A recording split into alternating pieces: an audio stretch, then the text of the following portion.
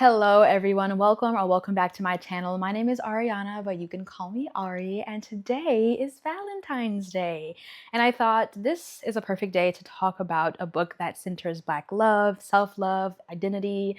It's just the perfect day. So I thought, why not talk about Their Eyes Were Watching God today? But before we get into it, I want to say thank you all so much for the birthday wishes on my last video. I did really have a good day. I had a wonderful birthday, and I'm going to continue to celebrate my birthday well into the weekend. So thank you again. Thank you all so much for the kindness and the wishes.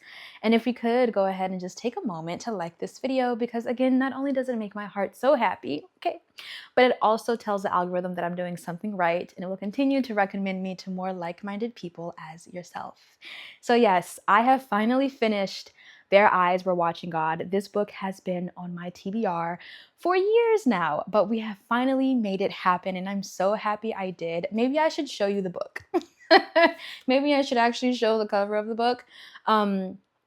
Just so you know, I will be spoilers ahead. If you have not read this book, if you want to have your own experience, your own first-time experience with this book, I encourage it. So if you haven't read it, maybe come back to this video when you have, but because I'm going to be talking about this book however I wish.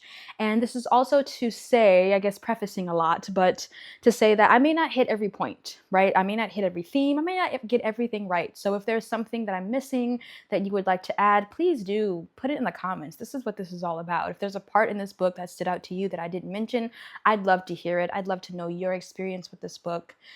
Let's get into it. So this book is told as a story through our protagonist, Janie. Janie is a Black woman who we follow through her young teenage years. So it's a coming of age story. We follow her through her teenage years into her adulthood, and we follow her through the relationship she has, and like her journey through self-love and discovery within these relationships. And so I think to start, I want to just talk about the time period in which this book was written. This book was written roughly between 1920 and 1930. So the early 20th century, the turn of the 20th century, a time of great racial tension, strife, stress, white supremacy, all that going on. And to the fact that she wrote this book at this time was quite radical and revolutionary in the literary world, if you were to ask Richard Wright.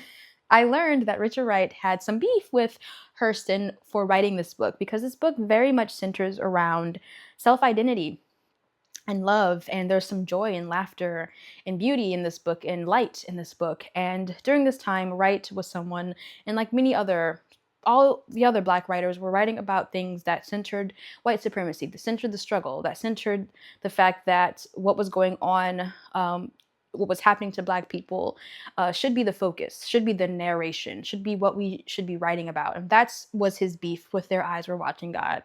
He felt that Hurston was focused on the wrong things, and that she was wasting her time writing a book that centered the themes that this book centers. And I think that, well, first of all, I'm happy this book exists, regardless of what Wright believed, because we need these type of books during these times of stress, of racial strain, of political strain. We need these type of books because it provides perspective, and it reminds us that there was so much more going on than the struggle. Like within the struggle, there was beauty. Within the struggle, there was joy. Within the struggle, there was love, there was celebration. And it further asserts the fact that Black people are multifaceted, deep, complex, rich human beings.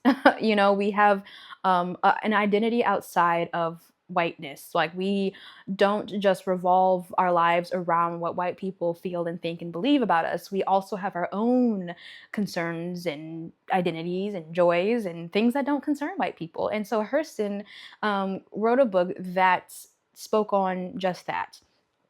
And this is why I think it's necessary, because a book that has that much upset, I think, from other writers is a book that's doing the right thing. Books that are saying something aren't always books that people gravitate towards. Not everyone's going to like it, and that's what makes art art. It's subjective. And so I just thought that was interesting to share, because I think it's helpful to understand why this book was so impactful. And it was very impactful because this was the first book, if not one of the first books. Let me not say that because I might be wrong, but I think it was the first book that featured a Black female protagonist. And that is revolutionary for Black women. To see themselves in a book, I imagine, I don't know what it was like when this book released. Usually when classics release, they don't get a lot of love. They get a lot of like hate because they're often ahead of their time and people aren't ready for the information that's in them. But I imagine that Black women were so like relieved in a way, or so like maybe even shocked, but also just over time felt such relief and like, oh my God, this is me. Like, oh my God, I see myself. I've been in this position. I am this woman. I feel these things. And I imagine this book gave a voice to the voiceless, gave a voice to women who didn't have the space, the place to say the things and do the things that Janie did. And so this is why this book is important to me. And it it starts off as a story. So the way we frame the story, the book is framed, is that Janie is telling us the story of her life, but she's telling her friend Phoebe. She's talking to her friend Phoebe, and she tells, through talking to Phoebe, we get the life of Janie. So in the beginning, we kind of start at the end, right? We Janie has already experienced all the things that we're about to go through in this book. And she's telling her best friend the story of her life and what happened to her when she was away. And we start in this story with a beautiful, like, there's just these few pages where she talks about spring and nature, and like it's a moment where Janie is becoming. It's a moment where Janie is awakening and learning about herself and her body and the feelings and just like being a young girl and like learning about her feelings and as it relates to boys and just nature, and she's in just like this blossoming of herself starts to happen. But grandma says, no ma'am. No ma'am, that's not about to happen in my house. You're about to go get married. Now, mind you, Janie is barely a teenager at this point. She's barely a teenager, and her grandmother notices this kind of awakening, this blossoming that's happening to her, and she's alarmed because her grandmother comes from an era where in which she was a slave, and she saw and witnessed and was a part of some very terrible moments in her life. And so she still, her belief is that a woman should just get married and have kids and just sit comfortably and like just sit down somewhere. But Janie has this like taste and zest for life. She wants more out of life than just being a wife. And also at this point, she's very young. So the things that her grandmother is telling her, it's kind of alarming to Janie because she doesn't realize, she's too young to understand what her grandmother is so afraid of.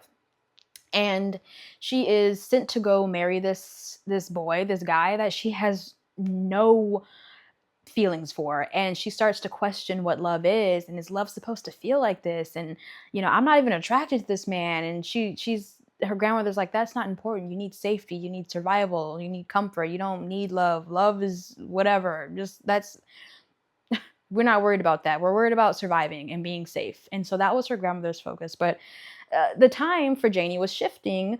And this is also a testament of like the changing of the times, the turning of the 20th century in the 1930s and stuff, how women were desiring more of that freedom of self. And so Janie left that man. She said, you're not it. I'm not attracted to you. You kind of treat me like crap, and I'm done being treated like this. And so she leaves him, which is another revolutionary thing that happens. Oh, Black woman leaving her man during this time period. I mean, it's extremely taboo to say, I don't like this, you suck, I'm out. And like, I love it. And so there is a second man that she ends up being involved with, and this man is someone who has like these ambitious dreams of like of building a town and like being a mayor and just like, and she ends up being essentially the mayor's wife. So they go together to this town. We're still in Florida, but we're in another part of Florida. And they go together in this town and they help build this town. And they put together a store and they make this kind of ecosystem where in which these Black people can live. And that's another interesting theme too, I think, is just like the prosperity of Black life around this time, and Black people making lives for themselves and like working structures to support them and in their towns. And so that's what this man she was with sought to do. I don't remember these two men's names. It don't even really matter that much what their names is. But the point is, she ends up with him, and she ends up running the store that they helped build together. And that's pretty much where her life starts and ends with this man. She is subjected to just running the store. I mean, there are things that happen in this town. There are all kinds of fun events and things that she's not allowed to be a part of. And for much of this book is written from the perspective of men and the perspective of what men, how men view women, if that makes sense. So something that Hurston did very well was write this book from the vantage point of how it really would be like for a Black woman during this time. She didn't have a voice. She didn't have room to speak, to laugh, to have opinions. And so much of the book is written through the vantage point of the men that she encounters in her life.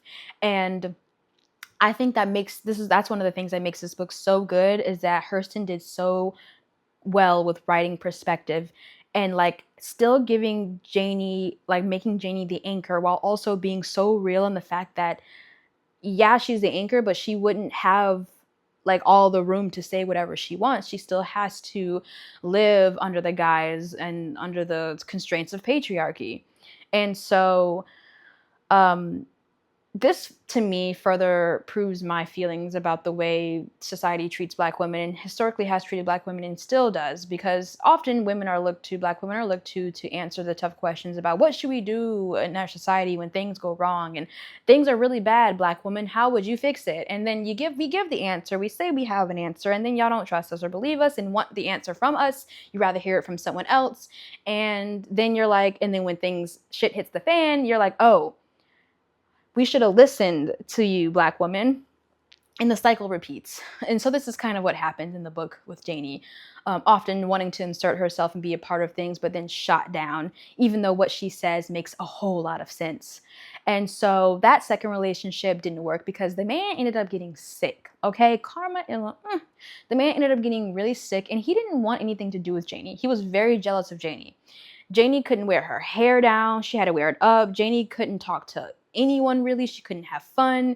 And he was very jealous and insecure about the light that was shining, that was so vibrant in her.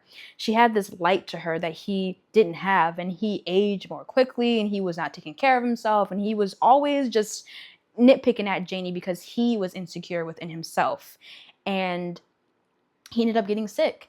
And even through to his deathbed, he struggled to even look Janie in the eye, because by then he realized how wrong he did her. I think he did realize it by the end, but he had such pride, the pride of a man. I mean, oh my goodness, will go to his death holding on to this pride. And at what cost? So that happens. And after that relationship, she pretty much is single. Okay, she's mourning, but then not that she's happy he's gone, but his absence has created more room for her. And so once he's pronounced dead, she lets her hair down and starts to wear her hair down now. Starts to let her curls go, because her curls were the thing that were making her desirable, and her husband didn't like that she seemed desirable to other people. And so she couldn't be pretty, she couldn't be she couldn't be herself. And so when he died, the hair was a symbol of like her coming into her own self and her own identity for the rest of the book. The rest of the book, we get more of the Janie that Janie has always wanted to be. And so she has this hiatus where she's not dating anybody, and everyone's trying to come at her door. Men are coming at the door, coming at the grocery store, trying to get her to be like, it's not safe to be out here alone. You really need a man. And then she's like, nah, I'm good. And, everybody's got their opinions. Everybody's got their opinions about whether or not she's single or whether or not she's with the right man or whatever. And she's just doing her. Janie's doing Janie. And so one day, Teacake, the only male character I remember the name of, because he pretty much carries us through the rest of the book with Janie. She ends up meeting a man named Teacake, and Teacake gives Janie something that she has not had before. It gives her the freedom to be more of herself. I'm not saying all of herself. She still goes wherever he goes, does whatever he wants to do.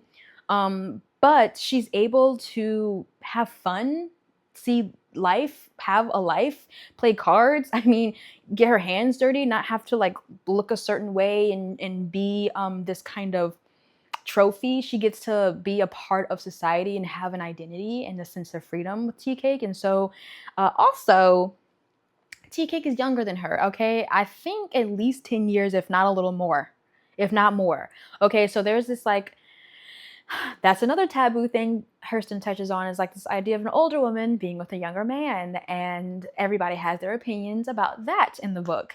But Janie, at the end of the day, Janie's gonna do what Janie wants to do, and so they move to another part of Florida together, in which they find work, her and Teacake, and their relationship isn't perfect.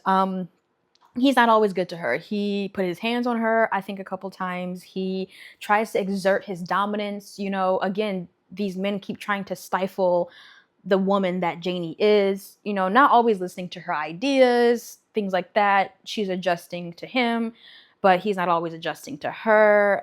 And so, again, this isn't like the ideal relationship, but it's much better and much more freeing.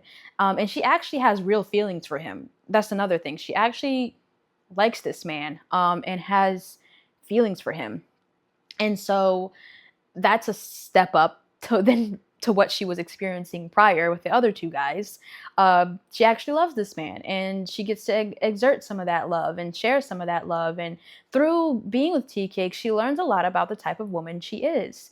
And no, it's not a perfect relationship, but still, she's able to try things and be a part of life in a way that she's always wanted to, but never was given the space or place to do so. And so by the end of the novel, Teacake does get rabies. There's a hurricane that hits the town they're in, and in the hurricane, there's some flooding, and a dog bites Janie, or a dog attempts to. Janie's trying to get to freedom and swim to freedom, or swim to safety, and but there's a rabid dog in the way, and Teacake saves Janie and risks himself and gets bit by this dog. And at the time, rabies wasn't really a thing. I don't think that was like a terminology, but it was certainly happening.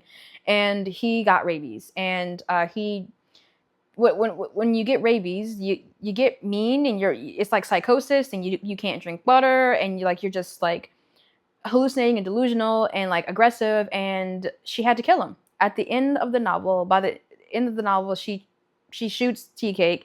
There's a trial that she goes to that I thought she was going to lose, because a black woman on trial, please. I was like, oh my God, this is not a good situation.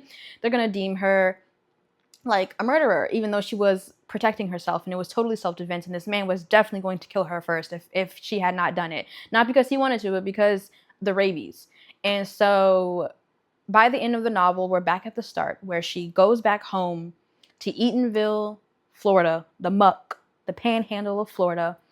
And she goes back home and tells Phoebe the story that I just told, her journey. Roughly, I'm missing some things. But by the end, we come back full circle from the beginning of the novel, which I love. The writing is fantastic, and I want to talk about the dialect in a second, because that's a great source of difficulty for a lot of readers. But on page 1, the first couple of sentences reads, "Ships at a distance have every man's wish on board. For some, they come in with the tide. For others, they sail forever on the horizon, never out of sight, never landing until the watcher turns his eyes away in resignation. His dreams mocked to death by time. That is the life of men." So the start of this book is very much like the life of men is like seeing the dream, wanting the dream, but not being able to get to the dream or attain the dream before death takes over, or time takes over, and then death. And so, but by the end of the novel, Janie has met her horizon through her experiences, through living her life, through choosing to live the way she wants to live. She met her horizon by finding love within herself. Ultimately, she comes back home. Yeah, she's tired and she's been through a lot, but there's this, like, people notice that there's this youth, this light in her, and that she's found something that no one can take away, and that is her self-identity, her self-love, and self-respect and appreciation for the woman she is, and awareness of her woman, being aware of what it means to be a woman, and not as it's defined by other men, but as it is defined by the woman herself. And she was able to make that definition by the end. And the ending is so cathartic to me. It feels like a sigh of relief. Like, I've come full circle, and I found myself in the process. And so beautiful. And the dialect. Let's talk about the dialect real quick. So this book is written, the dialect is written in a way in which, Black people during this time would have spoken, especially within this area, within Florida, within the South. And so it has a lot of vernacular, and the dialect is kind of tricky, right? Because it's not something that our brains are used to reading. It's interesting because I got cousins. There's still some words that I like. Some of the writing is still relevant to how people I know in my life, my family, and I still talk. And so we use some of these phrases and words, and these shortening words, and like, and things like that. We have this dialect because of where I'm from, right? I'm from the South. It's there. But seeing it in writing and literature is not common for our brain. So we have to slow down. And I didn't listen to this book. I didn't listen to it. I just read it straight up, reading the dialect, because I liked what the dialect was doing for me. First of all, it's great to have this because erasure, okay, keeping the voice alive, and like also acknowledging the fact that it's not this like generic Southern thing. It's just like this specific to Black life and Black people, and it's the certain sound. And I'm glad she kept that in. But also, as a reader, it will ask you to slow down when you read the book. It's not impossible to get through this book without listening to it. I'm not saying that should be anyone's goal. I'm not saying that it's like, I did this without reading. No, it's just I struggle with audiobooks anyway. And so I was like, oh, well, if it's going to be difficult, I'm just going to have to work through it being difficult, because I struggle with retaining audio. I need to see it for myself. And so I loved the dialect usage for those reasons, but mainly because it made me slow down and appreciate what I was experiencing. And if I was stuck on a line, I went back and read it again, and I was like, okay, I got it. And so even still with slowing it down, I read this book in like 4 days. It's just one of those books you're going to eat up. And again, it's a necessary journey. If you have not read this book, I highly, highly recommend you do, because it is a story that did a lot and still does a lot for Black women and readers all across the globe. It is one of those books that you just gotta get your hands on and read, and I'm glad I did, whether you listen to it or not. Now, I didn't watch the movie. I have not watched the movie yet. I was gonna watch it before I made this video, but life and time got away from me, and I was like, I'm making this video the day before I plan to post it. So I did not watch the movie. But when I saw who was in the movie, not that like the actors are great, but then I was like, it feels Hollywood to me. And I'm like, I don't know. I'm going to still watch the movie. But the movie looked super Hollywood. And it looked like it was just going to strip out all of what made this book good. And I don't really need to watch movies to feel what I felt for this book. So I still will watch the movie this weekend, but it wasn't a priority for me anymore. The week was busy, but also the book was amazing. So, yeah, that's Their Eyes Were Watching God. I made so many tabs. I didn't pull any quotes this time, but I just wanted to talk about just like kind of word vomit all of my feelings about it and the beauty that is this book and all the little themes and quirks. Oh, the title, Their Eyes Were Watching God. I would love to know what you think the title means down in the comments. But when I first read the title, I was like, okay, it's all lowercase. So it's giving that this is going to be in the book. It's giving that it's a part of a sentence in the book. And it was. It showed up in the scene with the hurricane that was happening, and what happened is this hurricane was coming down on the town in Florida, and they were just everybody who stayed was like watching the door to see what God was going to do. And so their eyes were watching God. Their eyes were watching, waiting to see what would happen, what the storm was going to do, what God was going to do. And I wonder if my thing is like, maybe it has something to do with like, no matter how much we try to exert control over people's lives, or try to, you know, like try to have this sense of control, God has the last say.